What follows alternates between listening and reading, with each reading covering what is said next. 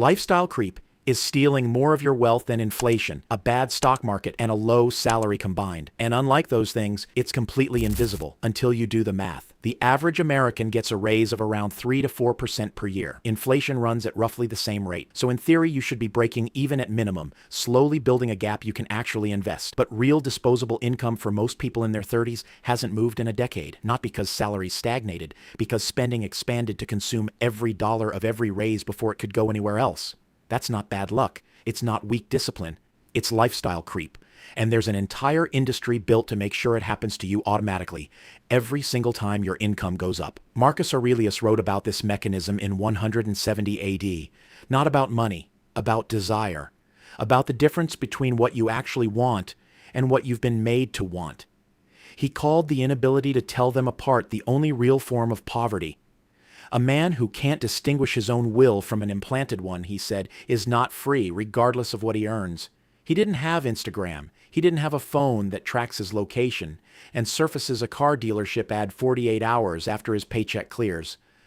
But the mechanism he was describing is exactly the same one running on you right now, just faster and significantly better funded. This is also called hedonistic adaptation. The system maximizes your spending to keep the economy running and money flowing into the pockets of those that control the system. This video is not about budgeting. It's not about spending less or saving more or making a spreadsheet that you'll abandon in 3 weeks. It's about learning to see the trigger before it fires.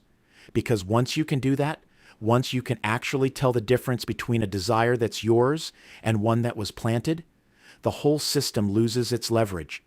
Not through discipline, through awareness, and that's a completely different thing. Let me introduce Marcus.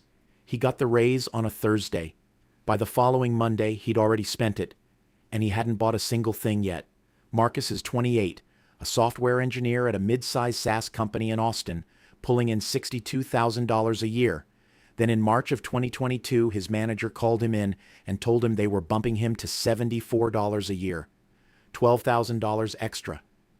He did the math on the drive home. Almost $1,000 a month after tax to do something with. He didn't do anything reckless with it. That's the point.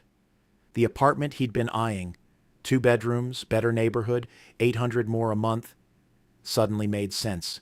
He'd been putting it off, but at $74,000 it just felt appropriate. The car lease he'd been deferring. Same logic. He started going to a different set of restaurants.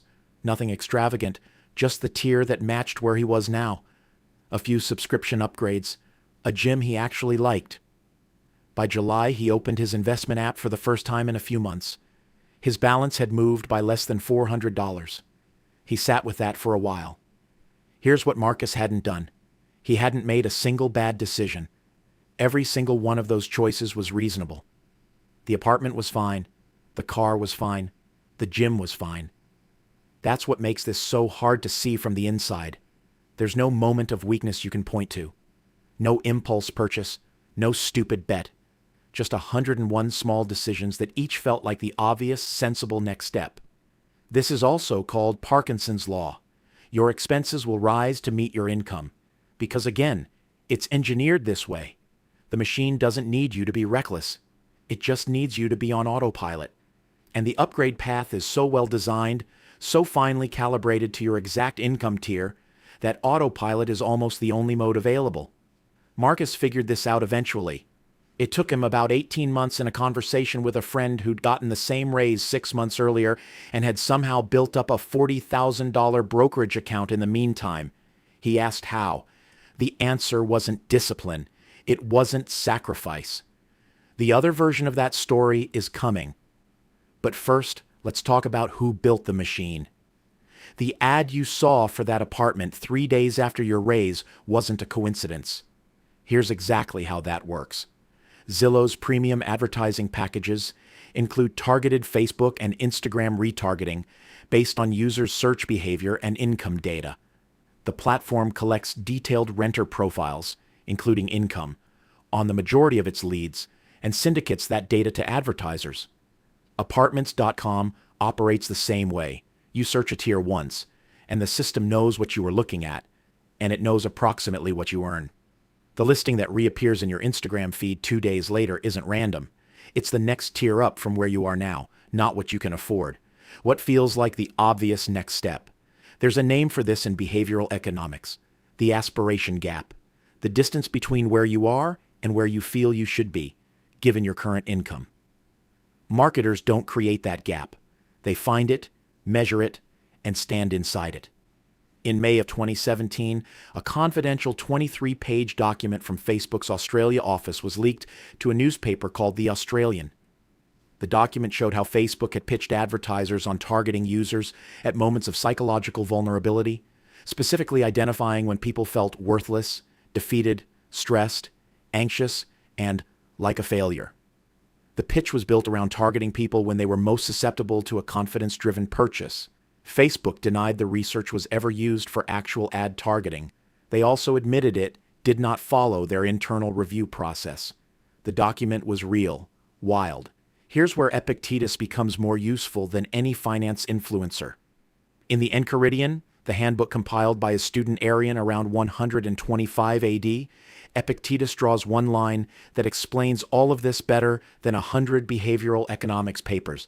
Some things are in our power, he says, some are not. In our power, opinion, motivation, desire, aversion. Not in our power, body, reputation, property, position. The machine operates entirely in the not in our power category. It surfaces things, creates contexts, adjusts the ambient culture around you until the upgrade feels normal, inevitable, basically already decided. But your response to what it surfaces, that's still yours. The caveat: knowing this doesn't make you immune. Understanding how a slot machine works doesn't stop it from being a slot machine. Awareness is the beginning of the countermove, not the end of it. We'll come back to that. The question isn't whether the machine is running. It's whether you're the only one in the room who knows it's there. He tripled his income in 4 years. His savings rate didn't move. James, freelance brand consultant, went from $40,000 to $120,000 in 48 months. Every rate increase was followed within a quarter by a corresponding lifestyle upgrade. He didn't notice the pattern until year 3. By that point, the baseline had moved so far that cutting back felt like deprivation, not recalibration. He wasn't broke. He just had nothing to show for 4 years of building something real. Same mechanism. Different outcomes entirely, depending on one thing. Sarah, a public school teacher in Ohio, got 2 promotions over 9 years. Her salary went from $48,000 to $61,000. She kept her apartment from year 1, drove the same car for 11 years. By the time she retired at 52, she had a brokerage account worth just over $750,000, built on consistent $13,000 annual contributions compounding over 26 years. No extraordinary income, no inheritance, no luck.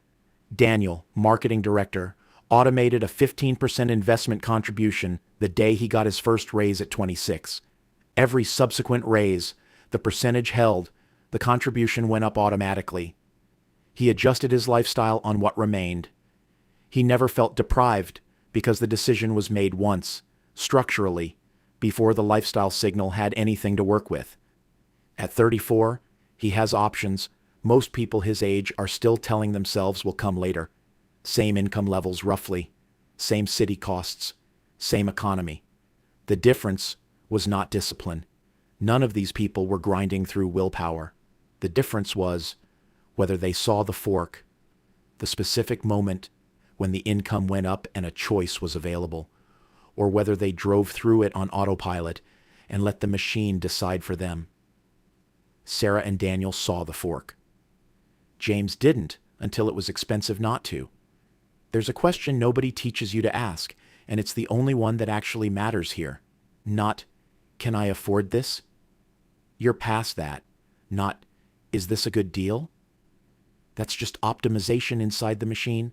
The question is, did I want this before the money arrived? That's it? That's the whole thing. Before the raise, before the bonus, before the income signal changed. Did this apartment, this car, this subscription, this restaurant, did it exist in your mind as something you actually wanted? Or did it appear in your field of vision in the 48 hours after your paycheck cleared, surfaced by a system that knew, almost to the dollar, exactly what you could now be moved to buy. This is what Marcus Aurelius meant. This is what Epictetus was describing in a world without retargeting algorithms and income signal databases. The mechanism is ancient. The infrastructure running it is new. Ryan Holiday, in The Obstacle is the Way, writes about the Stoic practice of premeditatio malorum, the deliberate premeditation of difficulties, so that when they appear, you're not caught off guard. The financial version of this is simpler. Before any spending decision that follows an income event, you pause. You ask the question. You give yourself 10 seconds to notice whether the desire was already there or whether it just arrived, fully formed, dressed up as a reasonable decision. Most people never take those 10 seconds. The people quietly building towards something real, the Sarahs and Daniels, not the Jameses, aren't doing something heroic. They're doing something almost embarrassingly small. They're taking 10 seconds to ask whose desire this is. That's the whole counter move. Not a budget, not a savings plan, not a self-improvement program. Just a question asked consistently at exactly the right moment. And here's the thing. Once you start asking it, you can't stop. Because you start to see the machine everywhere. In the restaurant menu design, in the gym membership tiers, in the way your office neighborhood is priced relative to the salary you're assumed to earn by working there. It's all calibrated, all of it. Once you see it, you don't need discipline to resist it. You just need to keep asking the question. That's what this video was actually about. There's a second half to this story. Because the same psychological mechanism that's been expanding your spending can be flipped. Used to automate the wealth building side of the equation. In a way that's just as invisible and just as automatic as what the machine has been doing to you. That's a different conversation. But you can't get there until you've answered the first question. Start with the question. Everything else follows.